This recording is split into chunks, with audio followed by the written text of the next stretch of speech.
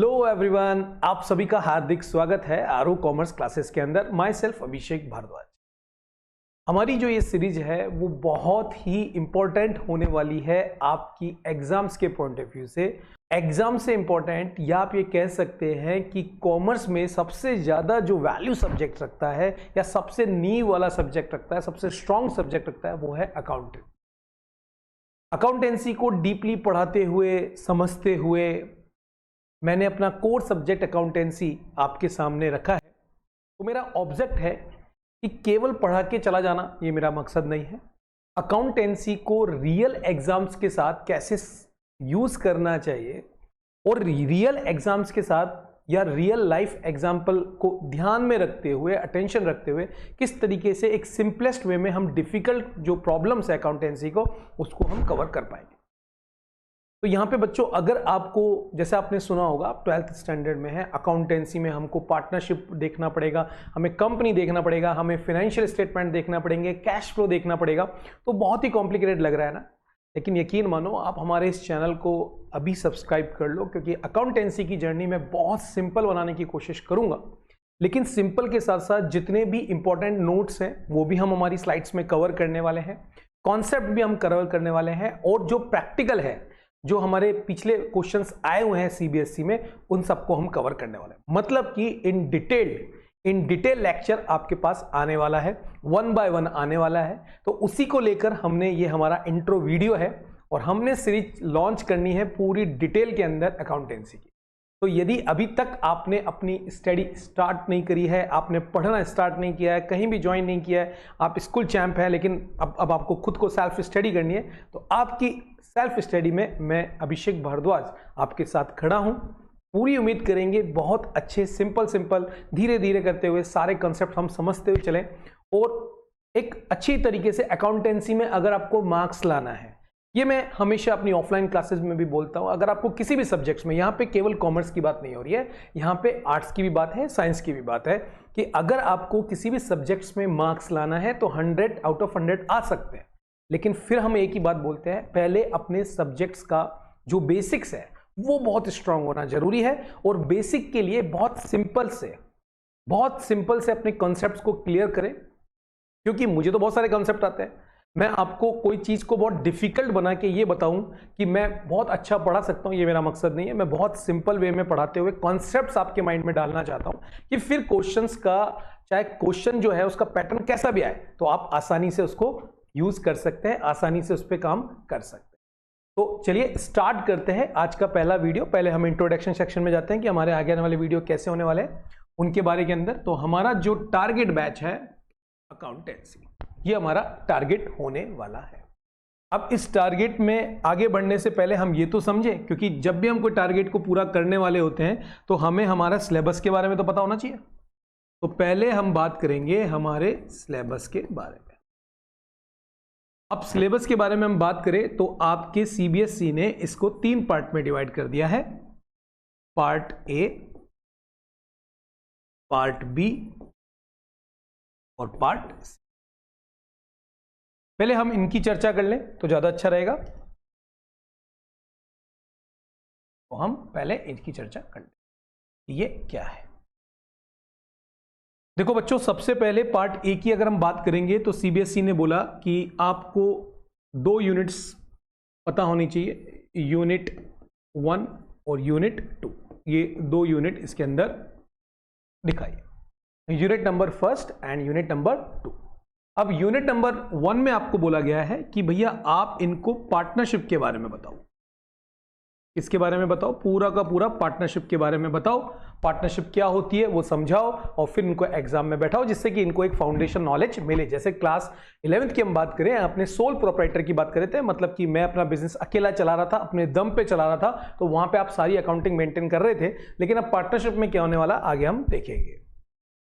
Unit number 2 में बोला गया कि आप इन्हें बताइए कंपनी के बारे में, कंपनी अकाउंटिंग के बारे में पूरी की पूरी आप इनको डिटेल दीजिए। तो उसके बारे में भी हम यहाँ पे चर्चा करने वाले हैं। अब बात ये आती है कि पार्टनरशिप कितने मार्क्स की है हमारे सिलेबस में। तो बच्चों याद रखना ये बहुत ज़्यादा है, 36 मार्क्स की है, तो मतलब आपके पास एक अच्छा टारगेट है कि आप अच्छे मार्क्स गेन कर सकते हो। और यहाँ पे आपको कंपनी मिलने वाली है 24 मार्क्स की। तो अगर हम दोनों को ऐड कर दें तो आपके पास पूरा का पूरा वेटेज होने वाला है बच्चों यहाँ पे 60 मार्क्स का। पहले तो ये समझना बहुत जरूरी है, इस पार्ट की वैल्यू समझना बहुत जरूरी है कि पार्टनरशिप हमें क्यों जरूरी है। 36 मार्क्स तो यहीं आ जाएंगे, आज के तो जुगाड़ यही हो जाएगा, लेकिन कंपनी 24 मार्क्स की, तो अगर हम ये स्ट्रॉन्ग कर ले तो हमारा सब कुछ बेस्ट होने वाला है। चलिए, तो यहां पे हमारा 60 मार्क्स का पूरा आपको डिटेल मैंने बताई। अब हम बात करते हैं हमारे पार्ट बी की। एक के बाद हम बात करेंगे हमारे पार्ट बी की। अब पार्ट बी में अगर हम बात करें तो हमारे बोर्ड ने हमको बोला है कि आपकी 2 यूनिट इसमें आप कवर करनी है। आपको यूनिट 1 और यूनिट 2, इसको भी 2 पार्ट में डिवाइड किया हुआ है। यूनिट 1 में अगर हम बात करेंगे तो आपको आना चाहिए फिनेंशियल स्टेटमेंट, मतलब कंपनी के फिनेंशियल स्टेटमेंट के बारे में बात करेंगे, और इसका जो वेटेड रहेगा वो रहेगा 12 मार्क्स का। इसी तरीके से यूनिट 2 की बात करेंगे तो यहां पे आपको देखने को मिलेगा कैश फ्लो स्टेटमेंट, जो कि अपने आप में बहुत ही अच्छा चैप्टर है और थोड़ा सा डिफिकल्ट चैप्टर है। तो ये आपका वेटेज रहने वाला है 8 मार्क्स का। जब 12 मार्क्स और 8 मार्क्स को हम ऐड करते हैं तो हमारे पास जुगाड़ जो होता है वो होता है 20 मार्क्स का, जो हमें आना चाहिए। तो पार्ट बी के अंदर भी ये पार्ट हो गया। अब आप देखें 60 + 20 मतलब कि आपके पास जो पूरा का पूरा मैनेजमेंट हो गया वो 80 मार्क्स का हो गया। अब बात करते हैं पार्ट सी की। पार्ट सी के अंदर बोला गया कि हम जो डिस्कशन करेंगे वो आपके मार्क्स के डिस्ट्रीब्यूशन को कुछ इस तरीके से देखेंगे कि सबसे पहले तो आपकी प्रोजेक्ट फाइल, आपने क्या किया वो आप हमें बताइए, और उसके बाद हम आपका लेंगे वाइवा। इस वाइवा के हिसाब से हम आपको मार्क्स देने वाले हैं। तो अगेन फाइट जो हो गई वो 20 मार्क्स की हो गई। तो यहां पे मार्क्स का डिस्ट्रीब्यूशन कैसे रहेगा उसको हम देखते हैं। यहां पे एग्जामिनर 12 मार्क्स का तो आपकी फाइल का नंबर देने वाला है, और आपसे 8 मार्क्स के जो वाइवा है आपके बारे में पूछने वाला है, आपको क्या नॉलेज है सब्जेक्ट का, तो उसके मिला के ये 20 मार्क्स का भी गेम यहां पे होने वाला है। तो जो कॉपी में फाउंडेशन करना है, जो हमको अच्छी तरीके से समझना है, वो तो ये पार्ट है बच्चों, और जो आपको प्रोजेक्ट्स बेसिस पे आपको एक काम करना है वो ये है, जो कि बहुत ही इंपॉर्टेंट रोल प्ले करता है। आपको आना भी चाहिए, नॉलेज भी होना चाहिए। केवल सब्जेक्ट्स को हम इसलिए पढ़े कि हमको मार्क्स लाना है, वो नहीं, हमको इस सब्जेक्ट को कितना अच्छी तरीके से देखना है वो आपको आना चाहिए।